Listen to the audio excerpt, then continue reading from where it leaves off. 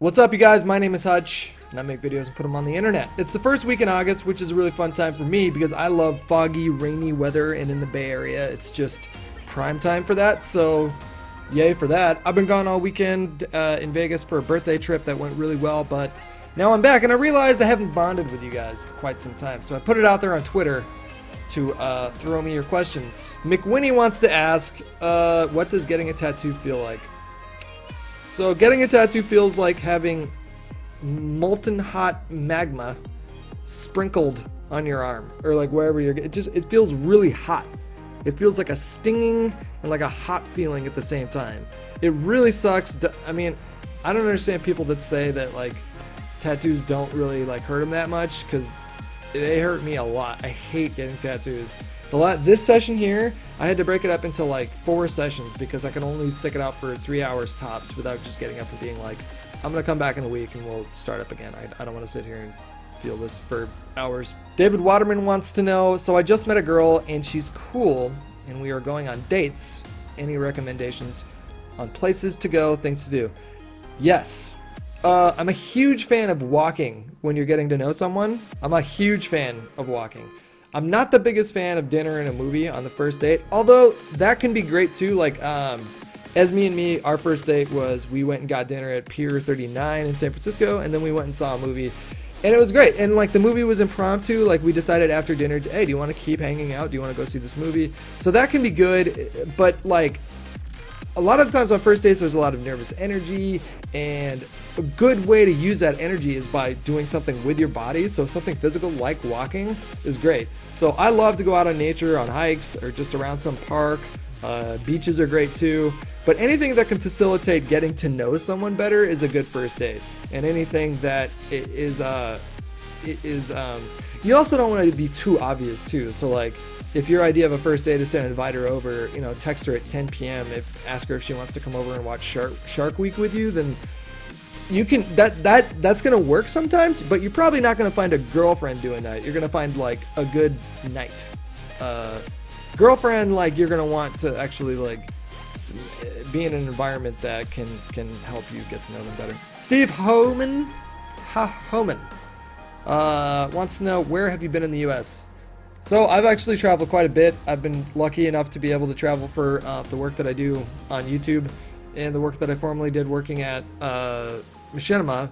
But in the US, I've been to, throughout both just regular travel outside of work and work stuff, I've been to, as far as the West Coast, Seattle, well, I'll just say the states: Washington, Oregon, California, Arizona, New Mexico, Texas, Utah. Have I been to Utah? No, I haven't been to Utah. Nevada, Hawaii, and then as far as like the East Coast, I've been to Boston. I've been to Chicago, which is more in the middle of the country, but so Boston, New York, Chicago, and I think that's it. Florida. I've been to Florida recently. I went to Miami. Yeah, I'd love to see all the states, and I've been to some other pretty cool spots in the world. I've been to New Zealand, Australia, Germany, and England, as far as like getting out and visiting stuff. And traveling's so fun. If you guys are young, I would really focus on placing a high priority on travel. It really gives you a different outlook on life. It makes you a little bit more open-minded, I think, because you're exposed to just completely different cultures sometimes. And I think it's really important to personal growth to get out there and experience what you can, within your means, of course, but to get out there and see the world. Christopher wants to know, DC or Marvel? So I don't know if you're specifically talking about comics or movies or TV shows or whatever, or if it's all kind of together. But as far as like the comics go, I was a huge Marvel guy growing up. I didn't read any DC comics. But as far as the movies go, I have to say that I'm more hyped for DC's slate than I am for Marvel's. Not because Marvel's slate is bad, mind you, but it's because it's just so saturated right now. There's so many superhero movies, and Marvel, the MCU, has had this one distinct theme. Even though there have been films in the MCU that have sort of been different, like Ant-Man, it's had this tone theme that's been pretty consistent throughout all the films. and I'm just kind of exhausted on that. Age of Ultron was good, but it didn't like it didn't produce the same kind of reaction as Avengers Assemble. And on the contrary, like I am so hyped for Batman v Superman. I think Ben Affleck is going to be great as Batman. And I'm not worried about Zack Snyder because, like, the more I watch Man of Steel, the more I like it. I've spent too much time on this question. On to the next one. Clayton Knight wants to ask, which are you more excited for, Battlefront or Black Ops 3? That is a tough question. I'm gonna say Black Ops 3, which is gonna get me accusations of being a fanboy, but I want you guys to hear me out on that one. I generally like the COD engine. It feels really good. It feels really smooth. The combat is, I don't like bullet drop in video games, so I'm more on board as far as excitement and hype. Probably Black Ops 3, just because I played Black Ops 3 and I really enjoyed what I played of it. And then Battlefront is done by DICE, and they've done Battlefield, and I have enjoyed in Battlefield games, but I prefer, as on console, I prefer Call of Duty to that. On PC, Battlefield is a completely different game, and it's a lot of fun.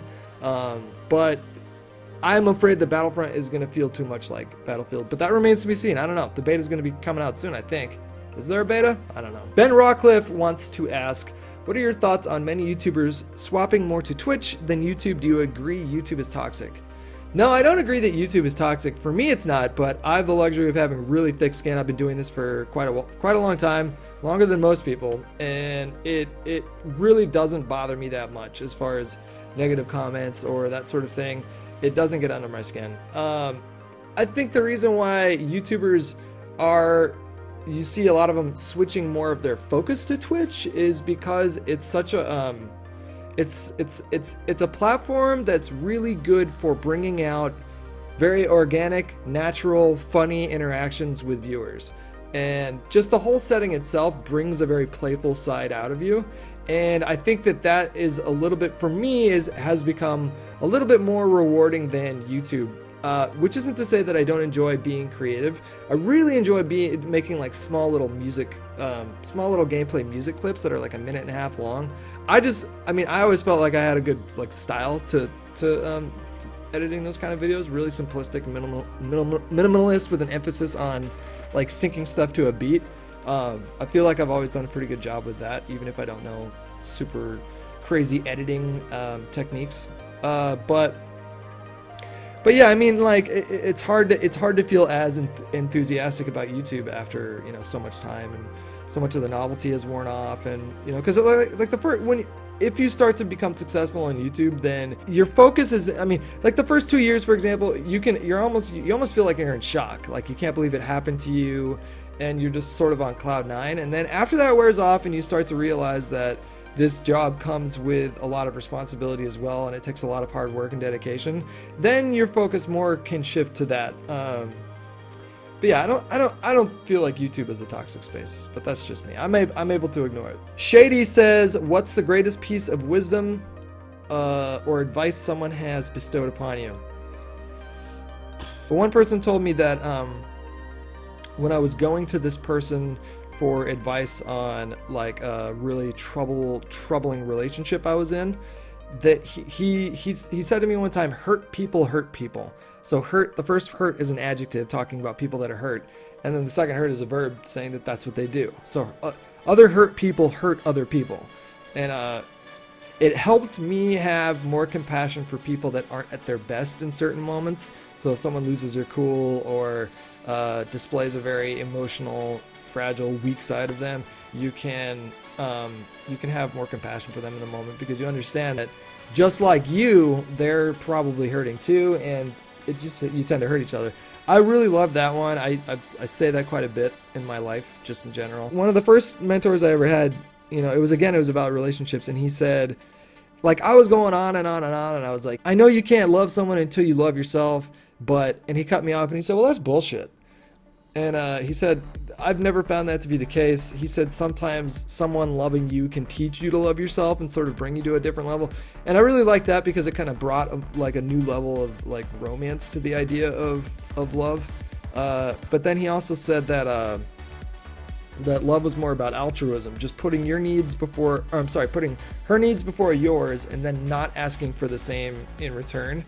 I really dug that. I'm not the best at applying that in relationships. Sometimes I forget, and human beings are just not perfect. But I can say that I've tried to go at a relationship with that attitude many times in my life, and it's brought about positive results every time. Okay, so that looks like it's going to be all the questions for this week. I hope you guys enjoy these sort of things. Like, I really try to be as transparent with you guys as possible, and I enjoy doing these because you guys always manage to ask me interesting questions on topics that I enjoy thinking about and talking about.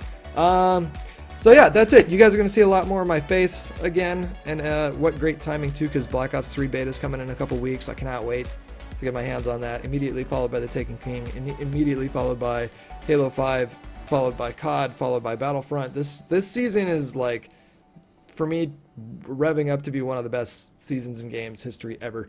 But that's going to do it, guys. Hope you guys enjoyed the video, and I will talk to you all later.